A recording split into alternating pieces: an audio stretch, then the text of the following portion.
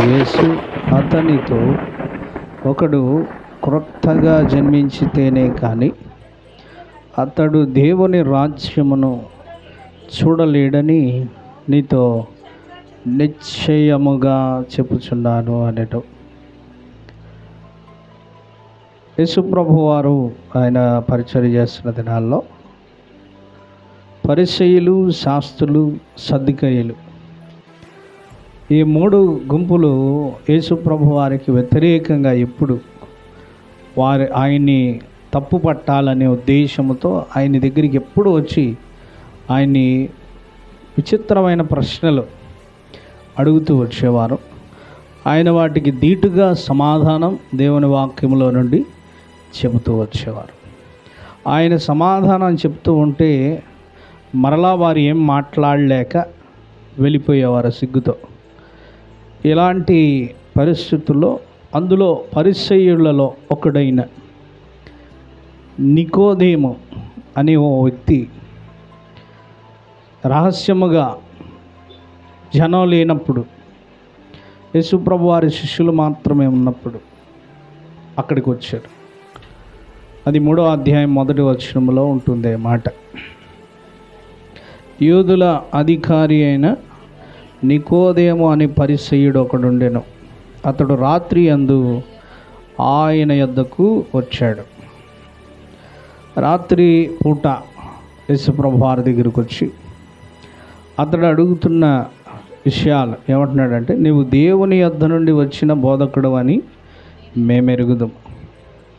అప్పటి వరకు అక్కడ పరిసయ్యుల యొక్క మాట, శాస్త్రుల యొక్క మాట ఏమిటంటే, నీవు దేవుని సంబంధివి కాదు, నువ్వు దయ్యాలకు అధిపతి అనేవాళ్ళు, లేకపోతే ఇతనికి పిచ్చి పట్టింది అనేవాళ్ళు రకరకాల మాటలతో యేసుప్రభు వారిని మాట్లాడుతూ వచ్చారు.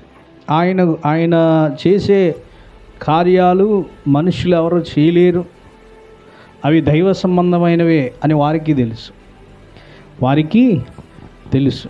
అయినప్పటికీ కూడా ప్రజలలో ఆయన ప్రజలకి దగ్గర అవుతుండడం చూసి ఆయన్ని ఎలాగైనా ప్రజలందరి చేత ఆయన మీద నింద వేపించి, ఆయన దేవుని దగ్గర నుండి వచ్చినవాడు కాదు, లేకపోతే ఆయన మెస్సయ్య కాదు అని ప్రజలలో ఆ భావన వెళ్ళాలని వీళ్ళు ఇలా మాట్లాడుతూ వచ్చేవారు. అయితే ఇక్కడ ఈ పరిసయ్యుడుగా ఉన్న నికోదేము యేసుప్రభు వారి దగ్గరికి రహస్యంగా వచ్చి అంటున్నాడు, నీవు పైనుండి వచ్చినవాడని నేను ఎరుగుతున్నాను.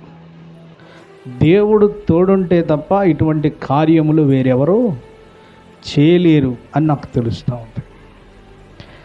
దేవుడు తోడు లేకపోతే, దేవుని యొద్ద నుండి రాకపోతే అటువంటి కార్యాలు ఎవరు చేయలేరు అని నాకు తెలుసు అని అతను చెప్తూ, నీవు చేయించున్న సూచక్రియలను ఎవడు చేయలేడని ఆయనతో చెప్పాడు. చెప్పినప్పుడు ఆయన చెప్తున్న మాట ఇది, నేను దేవుని యొద్ద నుండి వచ్చాను అని ఎలా తెలుస్తుంది అంటే, ఒకడు క్రొత్తగా జన్మించినప్పుడు దేవుని రాజ్య సంగతులు అతనికి అర్థమవుతాయి. దేవుని రాజ్య సంగతులు అర్థం అవ్వాలంటే ఒకడు క్రొత్తగా జన్మించితేనే కానీ అతడు దేవుని రాజ్యమును చూడలేడు అని చెప్పాడు. దేవుని గురించి తెలియాలంటే ఆ వ్యక్తి క్రొత్తగా జన్మించిన వాడై ఉండాలి అంట. ఏమై ఉండాలి? క్రొత్తగా జన్మించిన వాడై ఉండాలి. లేకపోతే ఆ వ్యక్తికి దేవుని గూర్చి తెలియదు. ఆ వ్యక్తికి ఏం తెలియదు? దేవుని గూర్చి తెలియదు. క్రొత్తగా జన్మించిన అనుభవం మనిషి కలిగి ఉండాలి అని వాక్యం చెప్తుంది. అంటూ ఆయన అప్పుడు నికోదేముకు ఒక అనుమానం వచ్చింది, ఒక డౌట్ వచ్చింది. ఏమంటున్నాడంటే నికోదేము, ముసలివాడైన మనుషుడు ఎలాగూ జన్మింపగలడు? రెండవ మారు తల్లి గర్భమందు ప్రవేశించి జన్మింపగలడా అని ఆయన్ని అడిగాడు. ఈ నికోదేముకి వచ్చిన అనుమానం ఏంటంటే, ఒకటి క్రొత్తగా జన్మించాలంటున్నావు కదా ప్రభా, ఇప్పుడు క్రొత్తగా జన్మించాలంటే మరలా తల్లి గర్భంలోకి ఎలా వెళ్తారు? ఈ పరిసయ్యులు ధర్మశాస్త్రాన్ని ఉపదేశించాలి. ఇది అతని యొక్క దేవుడు అతనికి అప్పగించిన పని. ధర్మశాస్త్ర ఉపదేశకుడు అయ్యిండి కూడా అతనికి కొంత గ్రహింపు రాలేదు. ప్రభు ఏం చెప్పాడంటే ఒకడు క్రొత్తగా జన్మించాలి అన్నాడు.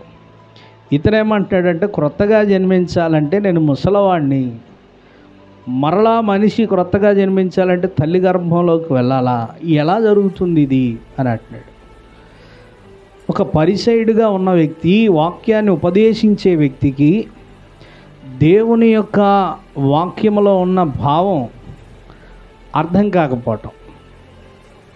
ఈ రోజుల్లో కూడా అలాగే ఉన్నారు. ఈ రోజుల్లో కూడా అలాగే ఉన్నారు. వాక్యం చెప్పేవారికి కూడా వాక్యం అర్థం తెలియట్లేదు కదా. వాక్యం చదివేవారికి వాక్యం అర్థం తెలియట్లేదు, చెప్పేవారికి వాక్యం అర్థం తెలియట్లేదు. అర్థం చేసుకోలేని పరిస్థితులు నేటి దినాల్లో ఎక్కువైపోయినాయి. వాక్యము ఇతను ఉపదేశించేవాడు కానీ ప్రభు ఏం చెప్తున్నాడో అతనికి అర్థం కాలేదు. ప్రభు అన్నాడు, ఆ మాటకి ఆయన అంటాడు, ముసలివాడైన మనుషుడు ఎలాగూ జన్మింపగలడు అని ఇతను అడిగాడు. అడిగినప్పుడు ఇక్కడ ఒక మాట ఉంటుంది 10వ వచనంలో, యేసు ఇట్లా నేను నీవు ఇశ్రాయేలీలకు బోధకుడవై ఉండి వీటిని ఎరుగవా అని చెప్తున్నాడు. ఏమిటి ఆయనే చెప్తున్నాడు, ఇశ్రాయేలీలకి బోధకుడు కదా, దేవుని వాక్యమును ప్రకటించే వ్యక్తివి కదా, అలాంటి నీవు వీటిని ఎరగవా, నీకు తెలీదా? ఈ మాత్రం తెలీదా? వాక్యం చదివే వారికి అన్నీ తెలుస్తాయా? తెలియవు, అన్నీ తెలియవు. 50 సార్లు చదివిన వాడికి కూడా వాక్య భావార్థం కాదు. 100 సార్లు చదివిన బైబిల్ చదివిన వాళ్ళు ఉన్నారు కానీ అందులో భావం అర్థం కాదు.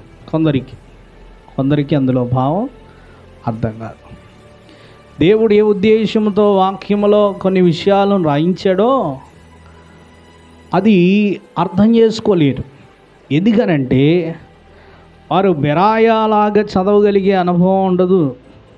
బెరాయా సంఘస్థుల్లో ఎవరు చెప్పిన వాక్యం లేఖనములను వారు పరిశోధిస్తూ వచ్చేవాళ్ళంట.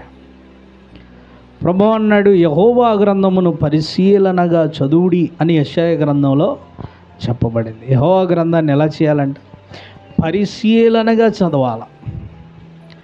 వాక్యము పరిశీలనగా చదవకపోతే చెప్పే వ్యక్తికి వినే వ్యక్తికి ఇద్దరికీ అర్థం కాదు. అతను వయసులో పెద్దవాడు, ముసలివాడు అంటే ఎంత అనుభవం ఉంటుంది, ధర్మశాస్త్రంలో ఎంత అనుభవం ఉంటుందో అలాంటి అనుభవజ్ఞుడే దేవుని వాక్యములో ఉన్న భావాన్ని అర్థం చేసుకోలేకపోవటం. క్రొత్తగా జన్మించడం అంటే ఏమిటో తెలియట్లా. ప్రభు అన్నాడు, ఒకడు నీటి మూలముగాను ఆత్మ మూలంగాను జన్మించితేనే కానీ దేవుని రాజ్యములో ప్రవేశింపడలేనని నీతో నిశ్చయముగా చెప్పుచున్నాను. ఎలా జన్మించాలంటే ఒక నీటి మూలముగా ఆత్మ మూలముగా జన్మించాలి. నీటి మూలంగా జన్మించాలి, ఆత్మ మూలముగా జన్మించాలి. మీకు ఈ రెండు భావన తెలుసా? మీకు వీటి అర్థం ఏమిటి? నీటి మూలంగా జన్మించటం ఏమిటి? ఆత్మ మూలంగా జన్మించటం ఏమిటి చెప్పండి? నీటి మూలంగా అంటే బాప్తిస్మము, నీటి బాప్తిస్మము. తర్వాత ఆత్మ మూలంగా అంటే పరిశుద్ధాత్మని పొందుకోవటం. నీటి మూలముగా అంటే నీటి బాప్తిస్మము అనుభవంలోకి రావాలి. ఎప్పుడు రావాలి? దేనికి రావాలి? పెళ్ళికి బాప్తిసం తీసుకోవచ్చా? తీసుకోకూడదు. చాలా బాప్తీసాలు పెట్టారు మన వాళ్ళు. బైబిల్లో ఉన్న బాప్తీసం ఒకటే, బయట మన క్రైస్తవుల్లో చాలా రకరకాల బాప్తీసాలు ఉన్నాయి. పెళ్లి బాప్తీసం, పుట్టంగానే బాప్తీసం, మళ్ళీ బాల్యంలో బాప్తీసం కదా, చిలకరింపు బాప్తీసం, జెండా కింద బాప్తీసం, చచ్చిపోయినవాడికి బాప్తీసం, చచ్చిపోయినవాడికి కూడా శవానికి బాప్తీసం. మరి ఇక్కడ ఇండియాలో ఉందో లేదో తెలియదు, కానీ కొన్ని చోట్ల ఉంది అది. వీళ్ళంతా ఎవరో వీళ్ళంటే మాయ బ్యాచ్ అన్నమాట. జనాన్ని మోసం చేయడానికి వాక్యాన్ని అంట కలిపి చెరిపేవారు వీళ్ళు. వాక్యాన్ని ఏం చేస్తారంట, కలిపి చెరిపేవాళ్ళు వీరు. వాక్యములో ఏముంది అది చూడరు. వాక్యములో బాప్తీసం ఎందుకు ఇవ్వబడుతుంది అంటే, ఆ వ్యక్తి పశ్చాత్తాప అనుభవంలోకి వచ్చినప్పుడు నిజంగా తను చేసే పని తనకి పాపం అని అర్థం అవ్వాలి. అతనికి తను చేసే పని తనకి ఏం అర్థం అవ్వాలి, పాపం, నేను చేసేది ఇప్పటివరకు పాపం, అంటే నా జీవితం పాపంలో ఉంది, నేను పాపిని అనే గ్రహింపు అతనికి రావాలి. ఆ గ్రహింపు వచ్చినప్పుడు అతను పశ్చాత్తాపముతో దేవుని యొద్ద ఆ పాపాలన్నీ ఒప్పుకోవాలి. ఒప్పుకొని ఒక తీర్మానం చేసుకోవాలి, ఇక మీదట నేను ఈ పాపము చేయను అని తీర్మానం చేసుకోవాలి. పశ్చాత్తాపం లేకుండా, ఒప్పుకోవటం అనేది లేకుండా, విడిచిపెట్టడం అనేది లేకుండా, తీర్మానం అనేది లేకుండా బాప్తీసం తీసుకోకూడదు. బాప్తీసం కొంతమంది ఉద్రేకంగా బాప్తీసం తీసుకుంటారు. ఉద్రేకపూరితమైన బాప్తీసం ఏమిటది అంటే, కరుణామయుడు సినిమా చూడంగానే ఆటోమేటిక్గా ఏడుపు వచ్చేది ఇదివరకు, ఎమోషన్స్తో అన్నమాట. ఉద్రేకపూరితమైన ఎమోషన్స్ అప్పటికప్పుడు మనకి కదా, మీకు ఏడుపు ఆటోమేటిక్గా వస్తుంది. ఎవరైనా బాధలో ఉన్నా ఏడుపు వస్తుంది. ఆ ఏడుపులు కాదు, ఆ ఏడుపులు కాదు. అమ్మ గురించి ఏదో వీడియో చూశారు, నాన్న గురించి ఏదో వీడియో చూశారు, ఏడిపోతుంది ఆటోమేటిక్గా. అవి ఉద్రేకపరిచే ఏడుపులు అవి, ఇవి కాదు. పశ్చాత్తాపముతో కూడిన కన్నీరు, పశ్చాత్తాపముతో కూడిన మారు మనసు కలిగించే దుఃఖం మనిషిలో రావాలి. ఆ కన్నీటి ప్రార్థనలో ఆ మనిషి తన పాపాలన్నీ ఒప్పుకోవాలి. అయితే నిన్ను చేయగలిగే వాక్యాన్ని హృదయాన్ని తాకుండాలి. అప్పుడు మన హృదయం కదిలించబడతాం. ఉద్రేకంగా వాళ్ళు తీసుకుంటున్నారు, నేను ఇప్పుడు చాలా కాలం అయింది నేను తీసుకోవాలా, అందరూ బల్లారాధనలో పాల్గొంటున్నారు, నేను ఒక్కదాన్నే తీసుకోవట్లేదు, అందరు నాకు వెళ్ళేసి వస్తున్నారు, అందుకని నేను తీసుకోకపోతే బాగోదు. లేకపోతే కొంతమంది అనుకుంటారు, అన్నీ మానేసాం, ఏమీ చేయట్లేదు, బాగానే ఉన్నాం కాబట్టి బాప్తీసం తీసుకుంటే పోయిద్ది అనుకొని తీసుకునే వాళ్ళు ఉంటారు. ఇట్లాంటివి దేవుని వాక్యంలో లేవు. వాక్యం ఎటువంటి వాటిని అంగీకరించదు. వాక్యం అంటే బాప్తీసానికి రెండు విషయాలు. ఒకటి, మనం పాపంలో ఉన్నాం, మనం పాపంలో అని ఎప్పుడు అర్థమవుద్దంటే, ఒక పరిశుద్ధుడు మనకు తారసపడినప్పుడు అర్థమైంది. ఎప్పుడు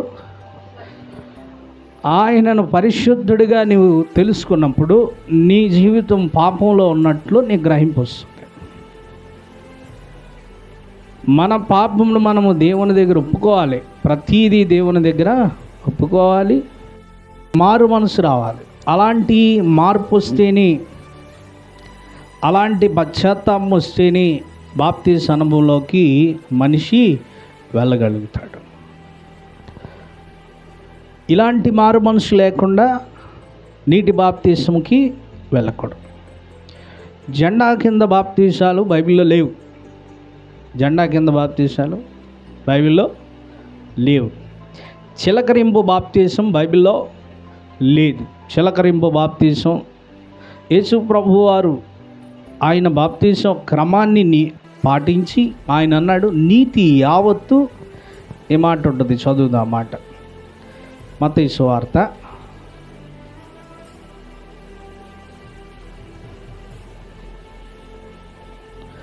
3వ అధ్యాయం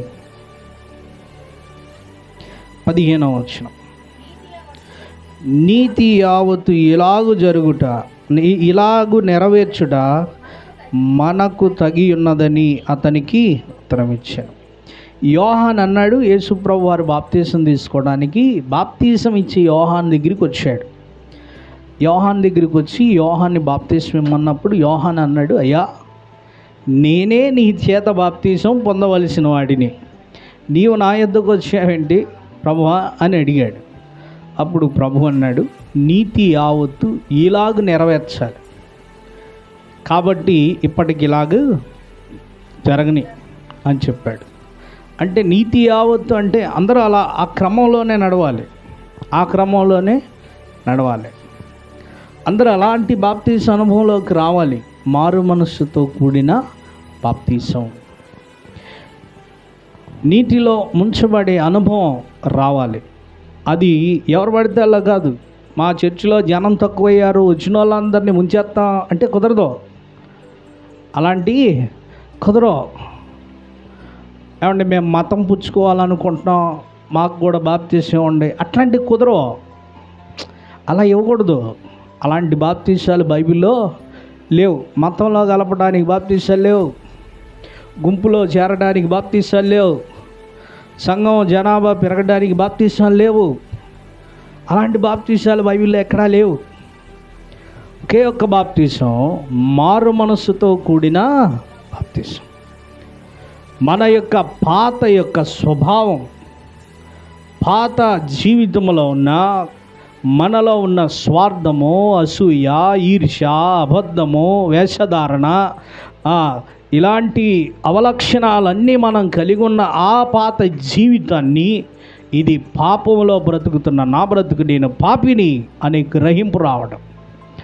నేను నిజంగా పాపంలో ఉన్న ఇప్పటివరకు నా జీవితం పాడైపోవడానికి పాపములోనే ఉండుట వలన. కాబట్టి ఈ పాపముని ప్రభు దగ్గర ఒప్పుకుంటా. నన్ను రక్షించగలిగిన పరిశుద్ధుడు ఆయనే నన్ను రక్షించాలి. ప్రభువా నన్ను రక్షించు నాయనా అని ప్రభు దగ్గర పశ్చాత్తాపంతో మన పాపములను ఒప్పుకొని, చాలామంది ఒప్పుకుంటారు, చాలామంది ఏమంటారు, ఒప్పుకునే వాళ్ళు చాలామంది, విడిచిపెట్టే వాళ్ళు కొద్దిమందే. చాలామంది ఒప్పుకుంటారు, అందుకే మన వాళ్ళకి మైక్ ఇస్తే వదలరు. కొంతమంది మైక్ పట్టుకొని తెగ సాక్ష్యాలు చెప్తారన్నమాట. మైకులు పట్టుకొని సాక్ష్యాలు చెప్పి, నేను ఒకప్పుడు అట్టా, నేను ఒకప్పుడు ఇట్టా, నేను అలాగైపోయా. అది కాదు విషయం. తర్వాత నువ్వు ఎలా ఉన్నావు, తర్వాత నీ జీవితంలో మార్పు ఏమైనా వచ్చిందా, పూర్వము ఉన్నట్లుగానే ఉన్నావా, ఏమైనా మారిందా? ఆ మార్పు దేవుడు చూస్తాడు. మా పిల్లోడు, మా అమ్మాయి చాలా చక్కగా సాక్ష్యం చెప్తుందని దేవుడు మెచ్చుకోడు ఎవరిని. సాక్ష్యం చెప్పడానికి దేవుడు ఏర్పాటు చేసుకోవాలా, సాక్షిగా బ్రతకడానికి దేవుడు ఏర్పాటు చేసుకోవాలి. దేవుడికి సాక్ష్యం చెప్పేవాళ్ళు కాదు కావాల్సింది, సాక్షిగా బ్రతికేవాళ్ళు కావాలి.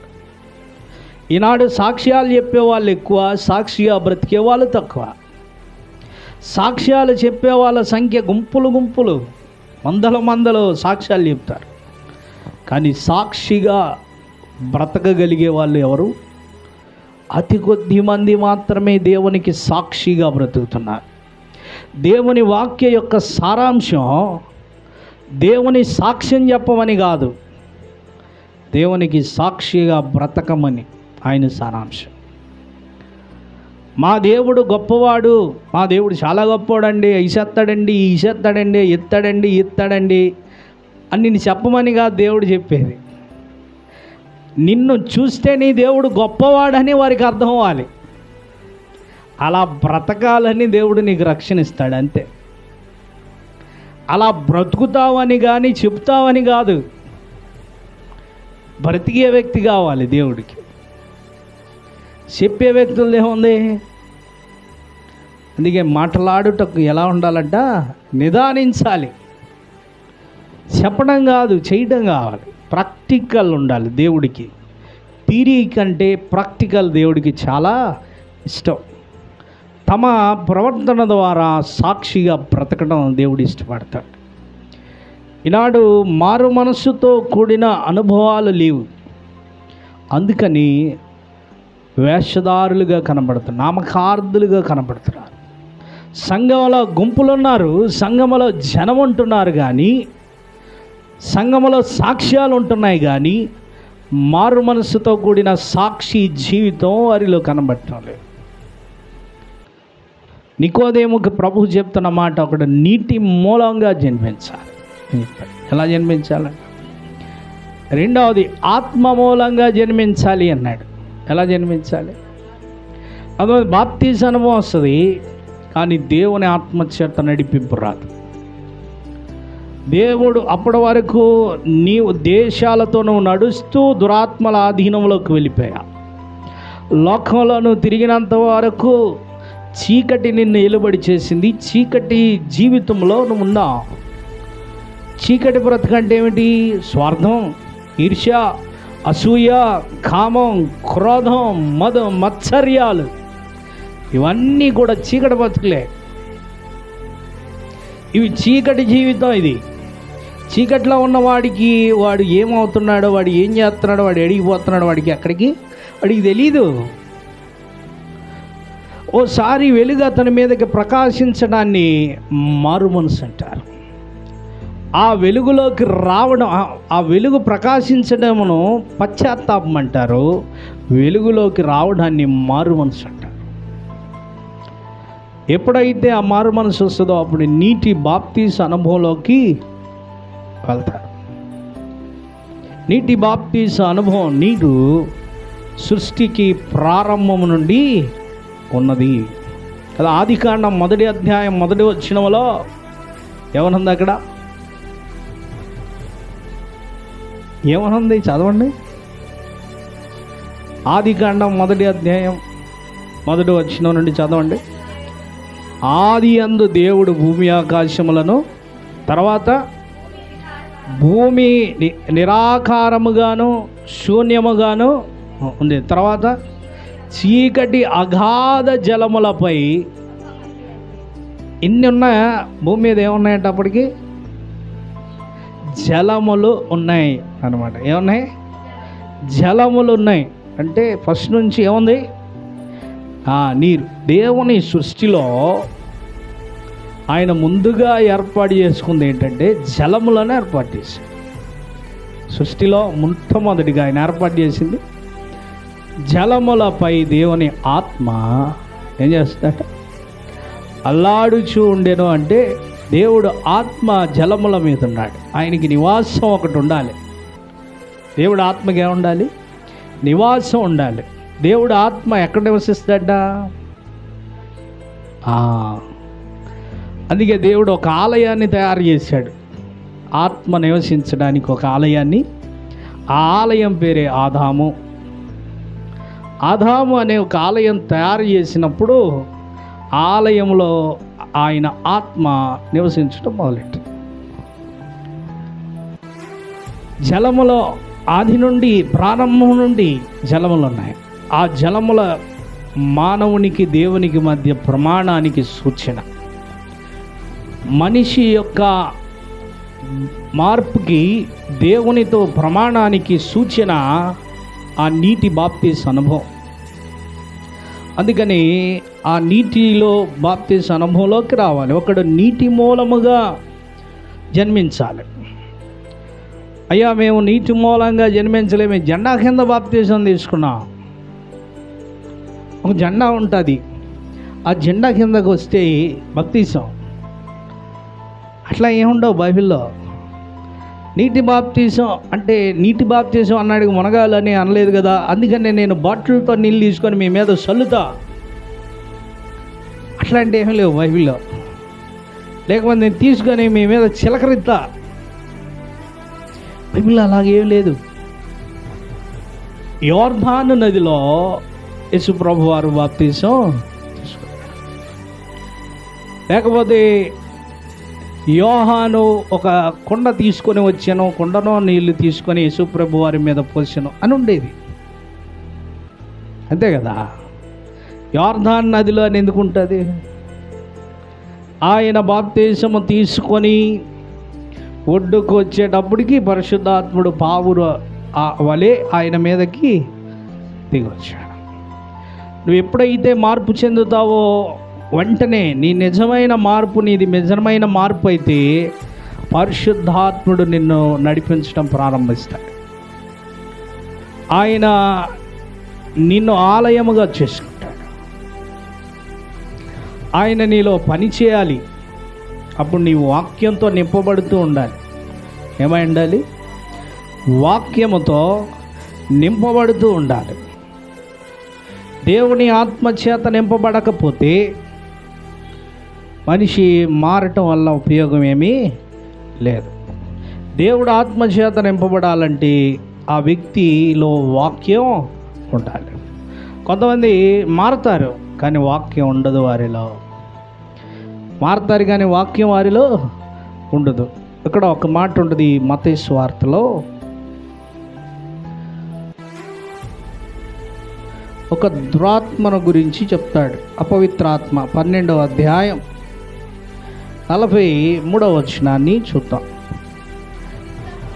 అపవిత్రాత్మ ఒక మనుష్యుని వదిలిపోయిన తర్వాత అది విశ్రాంతి వెదకుచు నీరు లేని చోట్ల తిరుగుచుండెను. విశ్రాంతి దొరకనందున నేను వదిలి వచ్చిన నా ఇంటికి తిరిగి వెళ్ళుదును అనుకొని వచ్చి ఆ ఇంట ఎవ్వరును లేక అది ఊచి అమర్చిండుట చూచి వెళ్ళి తనకంటే చెడ్డవైన మరి 7 దయ్యములను వెంటబెట్టుకొని వచ్చును. అవి దానిలో ప్రవేశించి అక్కడనే కాపురముండును. అందుచేత ఆ మనుషుని కడపట స్థితి మొదటి స్థితి కంటే చెడ్డదగును. ఈ దుష్టతరము వారికి ఏమైందంటే, ఇక్కడ ఒక వ్యక్తి మారాడు, అక్కడ వరకు బాగుంటుంది. మారిన తర్వాత ఆ వ్యక్తి చిందరవందరగా ఉన్న అతని జీవితము చక్కగా సరిచేయబడింది. క్రమబద్ధంగా సరిచేయబడిన తర్వాత ఖాళీగా ఉండకూడదు. ఏమై ఉండకూడదు? ఖాళీగా ఉండకూడదు. మరి ఏం ఉండాలి? ఆ ఖాళీ ప్లేస్లో అపవిత్రాత్మ, దురాత్మలు ఏవి అతనిలోకి రాకుండా ఉండాలంటే అతనిలో ఉండాల్సింది ఏమిటి? వాక్యం బాగానే ఉంది. పరిశుద్ధాత్ముడు ఉండాలి. ఏముండాలి? పరిశుద్ధాత్ముడు ఉండాలి. పరిశుద్ధాత్ముడు లేడనుకో,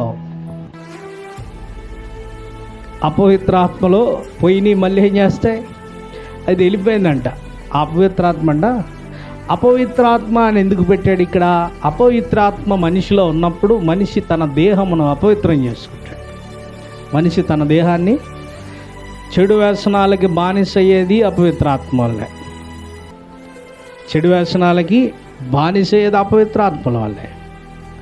బూతులు, చెడ్డ మాటలు, అసహ్యమైన మాటలు, చాడీలు, కొండాలు, ఇవన్నీ ఈ రకరకాల స్వభావం అంతా అపవిత్రాత్మ. స్నానం చేయకుండా ఉండడం, అది ఏ అపవిత్రం అనుకున్నా? సోమరితనం. ఇవన్నీ అపవిత్రాత్మ యొక్క ఆడి శక్తి. అది అపవిత్రాత్మ మనిషిలో ఉంటే స్నానం చేయదు. సోమరితనం, బద్ధకం, పని చేయదు, లెగరు, ఎప్పుడు నిద్రపోతూనే ఉంటారు.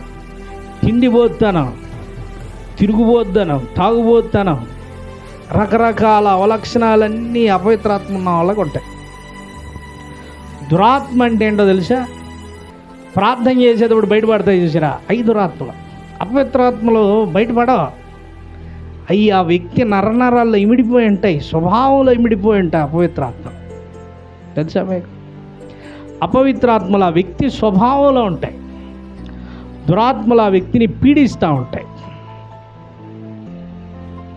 ఇవి మనిషికి అర్థం అవ్వాల్సింది. అపవిత్రాత్మ ఆటోమేటిక్గా మన నైజం అది వచ్చేస్తుంది, మనలో ఉంటాయి.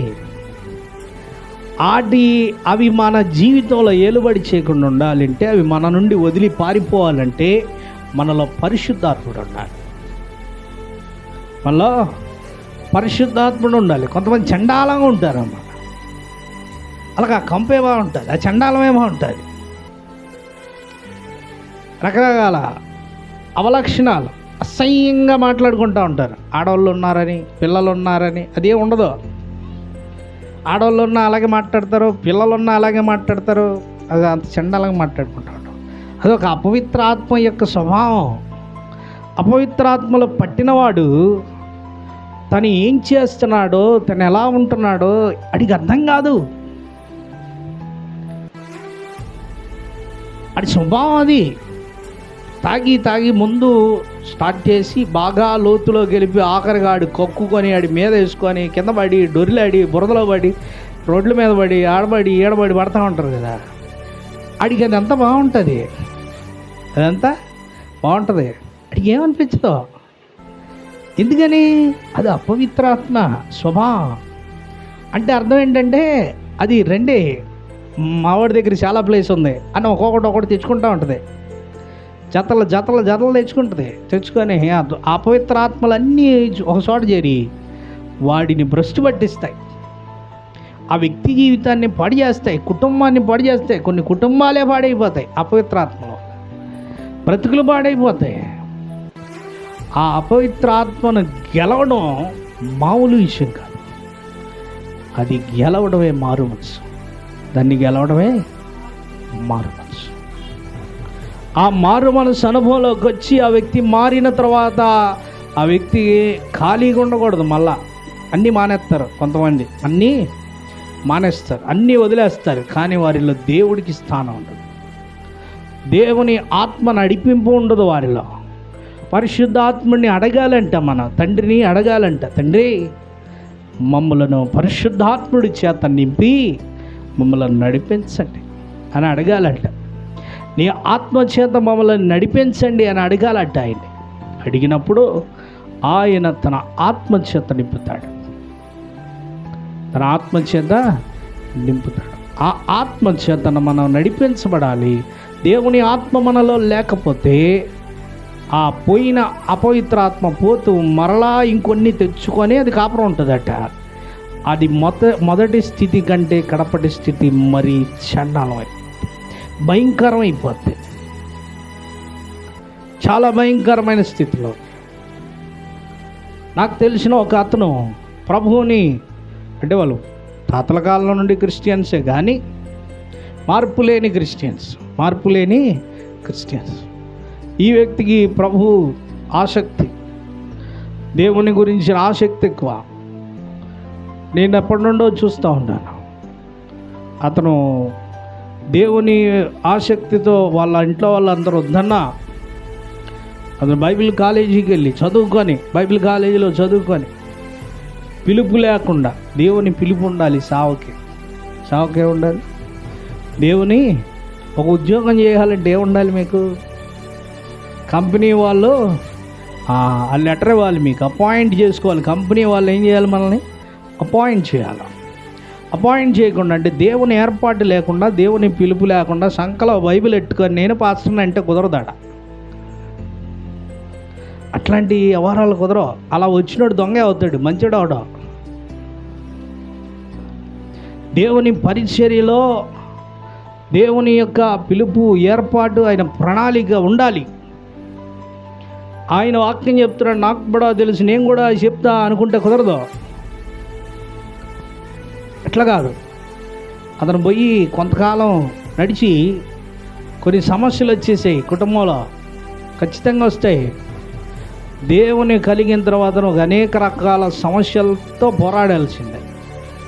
దేవుని సేవకుల కుటుంబం అయినా అంతే, విశ్వాసుల కుటుంబం అయినా సమస్యలు ఎక్కువ వస్తాయి. నువ్వు పడిపోవడానికి ఎక్కువ వస్తాయి. దేనికి వస్తాయి తెలుసు? సమస్యలు మనల్ని పడగొట్టడానికి వస్తాయి సమస్యలు. పడిపోకుండా గెలవడానికి పోరాడుతూనే ఉండాలి. అతను గెలవలేక అమ్మో ఈ సేవ మన వాళ్ళు కాదు వదిలేశాడు. వదిలేసి పూర్తిగా లోకంలోకి వెళ్ళిపోయాడు. ఇష్టం వచ్చినట్లు అతను మరలా తిరగడం, మరలా తాగడం, మరలా కాదు అప్పుడు లేవు, అలవాటు చేసుకున్నాడు. లోకంలో ఇలా బతకాలని వెళ్ళిపోయాడు. లోకంలో అతని స్థితి ఎలా అయిపోయిందంటే చాలా దుర్భరమైన స్థితికి పోయి తెలియకుండా ఒక ఆవిడ్ని పెళ్లి చేసుకున్నాడు. ఆవిడికి హెచ్ఐవి ఉంది, ఇతనికి కూడా వచ్చింది. జీవితం ఇక అయిపోయింది. అదే భయంకరమైన స్థితి. అపవిత్రాత్మ పోయింది, మళ్ళీ వచ్చిందా? ఊరకనే రాదు, వస్తూ వస్తూ దాని బంధువులందరిని ఇంటికి వచ్చేస్తుంది. దాంతోపాటు చాలామందిని పట్టుకొచ్చిందంట. అవి వాడితో కాపురం ఉంటాయి. అలా కాకుండా నీవు నీటి మూలంగా బాప్తిస్మ అనుభవంలోకి రావాలి, ఆత్మ మూలంగా బాప్తిస్మ అనుభవంలోకి రావాలి. దేవుని ఆత్మచేత నడిపించబడితే మనం ఎప్పుడు హెచ్చరించబడుతూ ఉంటాం. మనకి దైవ చింతన ఉంటుంది, ప్రార్థనాశక్తి ఉంటుంది, వాక్యాశక్తి ఉంటుంది, దేవుని హెచ్చరిక ఉంటుంది. మనము తొందరపడుతున్నప్పుడు దేవుడు హెచ్చరిస్తూ ఉంటాడు, పరిశుద్ధాత్ముడు చెప్తూ ఉంటాడు, నువ్వు మారిన వ్యక్తి, జ్ఞాపకం చేస్తాడు. నువ్వు లోకంలో లేవు, జాగ్రత్త, లోకంలోకి వెళ్ళకూడదు, జాగ్రత్త, హెచ్చరిస్తూ ఉంటాడు పరిశుద్ధాత్ముడు. ఈ అనుభవం లేకుండా దేవుని రాజ్యమును చూడటం అసంభవం. దేవుని రాజ్యాన్ని చూడాలి అంటే నీటి మూలముగాను ఆత్మ మూలంగాను జన్మించాలి. నిజమైన జన్మ. జన్మ అంటే ఏంటంటే పాతవి గతించాలి, క్రొత్త జీవితం ప్రారంభం అవ్వాలి. మునపటి జీవితాన్ని విడిచిపెట్టాలి, విసర్జించాలి. నూతనమైన వ్యక్తిత్వం ప్రారంభం అవ్వాలి. అదే మార్పు, అదే మారు మనసు.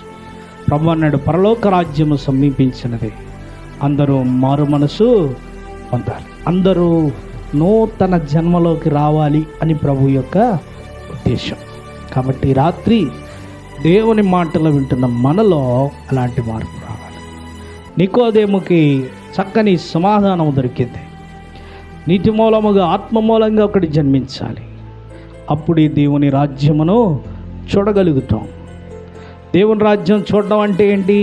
నీ జీవితంలో దేవుని రాజ్యం కనపడుతుంది, నీ కుటుంబంలో దేవుని రాజ్యం కనపడుతుంది. లేకపోతే అపవాదే నీ ఇంటికి రాజు, అపవాదే నీకు రాజు, నీ ఇంటికి రాజు. దేవుడి చేత పరిపాలించబడతావా, అపవాది చేత పరిపాలించబడతావా? అపవాది చేత పరిపాలించబడుతుంటే దేవుని చేత పరిపాలించబడ్డానికి దేవుడు మార్గాలు చెప్పాడు. ఒకటి నీటి మూలముగాను ఆత్మ మూలంగా జన్మించాలి, అప్పుడే ఆయన చేత పరిపాలించబడతాం, ఆయన మనల్ని నడిపిస్తాడు. అటువంటి కృప దేవుడు మనందరికీ అనుగ్రహించును కాక. ఆమేన్. ఇంకా మనం ఇది పూర్తి చేయలేదు, దేవుడి చిత్తం అయితే మనం మంచిది. ప్రార్థన చేస్తాం.